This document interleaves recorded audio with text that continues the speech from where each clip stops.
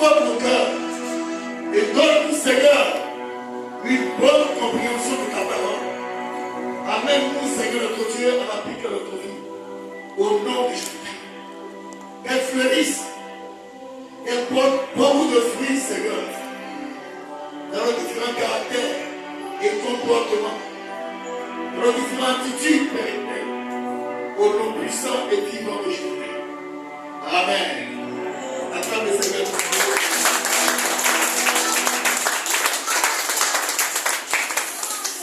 C'est important aujourd'hui que le chrétien sache c'est quoi le sang de Jésus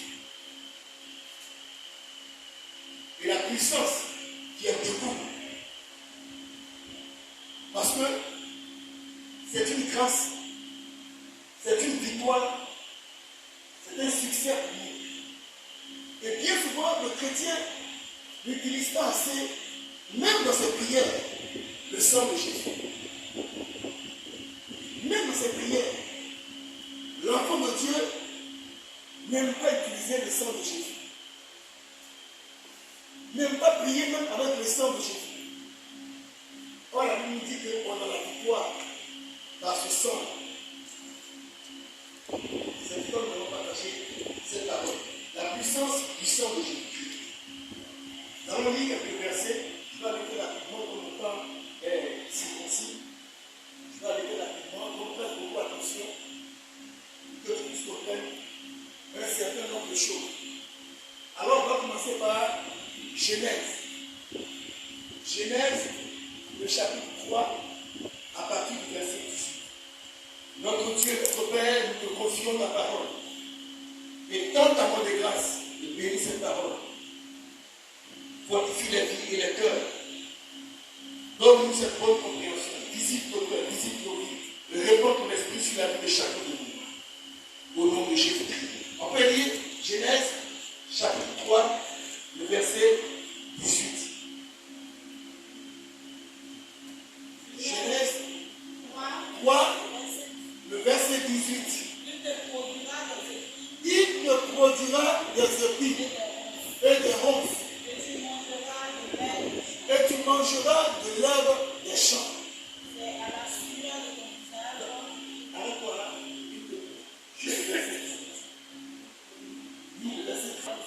Des épis et des ronces. Et tu mangeras l'herbe des champs. Amen. Cette parole est un peu une sentence que Dieu est en train de prononcer sur la vie de l'homme. Tu mangeras des épis et des ronces.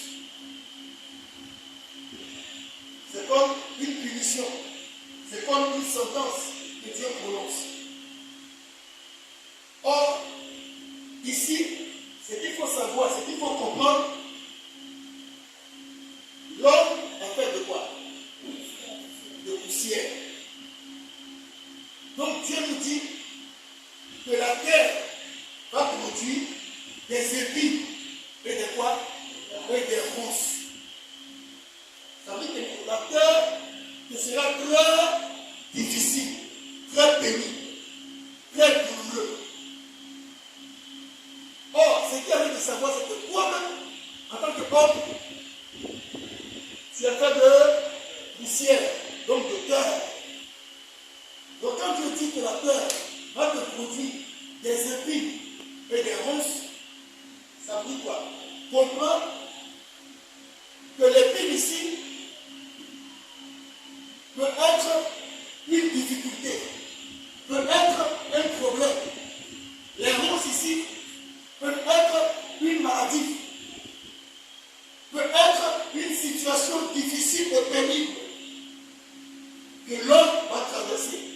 Et aujourd'hui, notre vie en tant qu'homme, on voit les épines et les ronces nous traverser.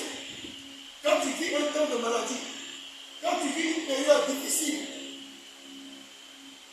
ce sont les épines et les ronces. Donc c'est la parole que Dieu a prononcée qui est en train de s'accomplir sur la vie de l'homme. Alléluia. Sur la vie de l'homme. Donc il est important que l'homme puisse savoir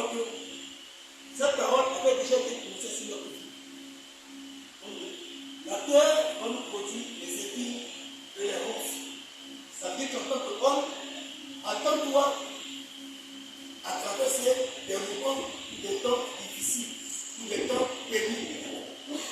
C'est très important. Parce qu'une parole avait déjà été prononcée à ce sujet. Amen. Amen. Donc Dieu, toujours dans le but de chercher à sauver l'homme, dans le but de chercher à sortir l'homme, toujours, de cette parole, à sauver l'homme de cette sentence. Qu'est-ce qu'il va faire? Il va montrer une image à Israël, une image à son peuple. Lorsque son peuple a été déporté à Goshen, en Égypte, et est resté sur la terre d'Égypte pendant près de 430 ans, Dieu va envoyer son serviteur Moïse libérer Israël de la main de Pharaon. Donc de diverses manières, la Bible parle de types. Donc Dieu va frapper l'Égypte par ces plaies-là.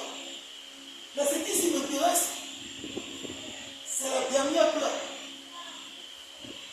La dernière plaie à laquelle Dieu a touché l'Égypte. Et cette plaie-là va nous montrer quelque chose de très important qu'on doit savoir sur ce qui concerne le sang.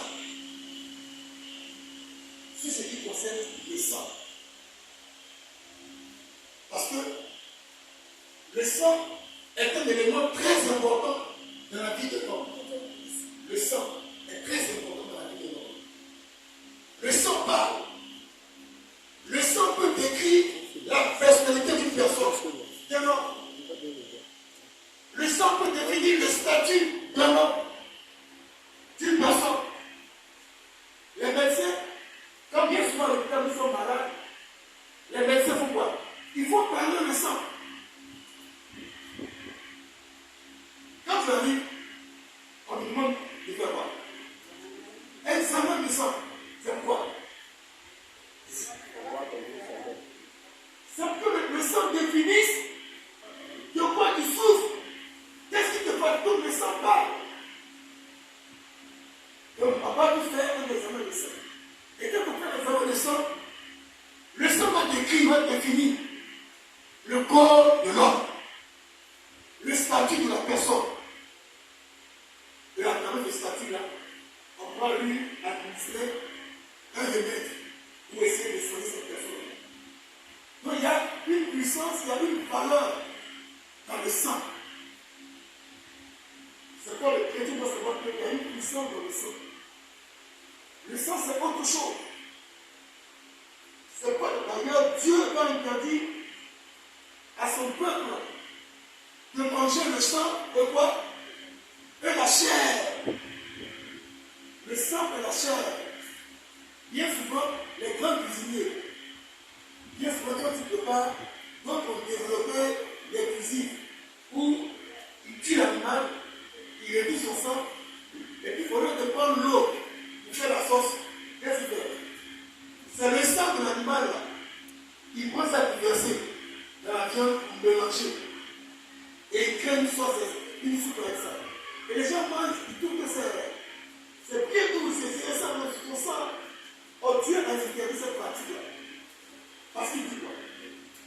Deutéronome 12, le verset 24. Vous savez que l'écrit, vous écrire cela. On va lire ça. Deutéronome chapitre 12, le verset 24. Vous dites un peu de lire. Deutéronome 12, le verset 24. Qu'est-ce qu'il nous dit? Deutéronome 12, 24 et 23 plutôt, excusez-moi. 12, 23. Oui. Après le micro, s'il vous plaît. Deutéronome 12, Le verset 23. seulement, Seulement, garde-toi de manger le sang. garde-toi de manger le sang. Car le sang, Car le sang, c'est l'âme. c'est l'âme. Et tu ne mangeras pas l'âme avec la chair. Et tu ne mangeras pas l'âme avec la chair. Donc Dieu encore vient nous apprendre que le sang, c'est l'âme. Le sang de l'homme, c'est l'âme. Donc tu ne mangeras pas l'âme avec la chair. Alléluia. C'est pas les marabouts, les mystiques, aiment beaucoup travailler avec le sang. Aiment faire leur fétiche, leur adoration avec le sang. Parce que pour eux, quand c'est le sang, le sacrifice peut avoir une grande valeur. Et même bien plus, quand c'est le sang d'un humain, alors pour eux, c'est un sacrifice qui est ultime, qui est grand. C'est pas plusieurs mystiques aiment surtout aller faire des sacrifices avec le sang. Soit pour avoir de l'argent, pour avoir des finances, pour avoir des moyens. Pourquoi? Parce que dans le sang, il y a une puissance. Dieu ici interdit l'homme de manger le sang et la chair. Pourquoi? Parce qu'il dit que l'âme de l'homme se trouve pour ça dans son sang.